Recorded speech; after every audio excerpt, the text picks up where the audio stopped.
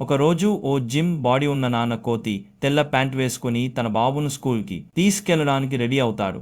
చిన్న బాబు కోతి pink school bag వేసుకుని నీటి బాటిల్ తలపైన తగలుతూ నాన్న వెనక నడుస్తుంటాడు. నాన్న కోతి అరటిపళ్ళు కట్ చేసి ప్రేమగా బాబుకి టిఫిన్ పెట్టి నవ్వుతూ సరే బాబు, లంచ్ మిస్ అవ్వకూడదు అని అంటాడు. అంతలో తెలివైన కాకి వాళ్తుంది. ఈ దారి మీద బురదుంది, జాగ్రత్తగా చూసుకోండి. కానీ నాన్న కోతి ఫుల్ కాన్ఫిడెన్స్ లో నవ్వుతూ అయ్యో కాకి, ఈ దారి నేను 100 సార్లు నడిచాను, టెన్షన్ అవసరం లేదు.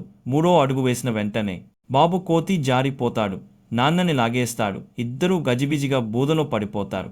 బాగంతా మట్టితో నిండి అరటిపళ్ళు నాశనం. వాళ్ళిద్దరూ గల్లంతైనట్టే.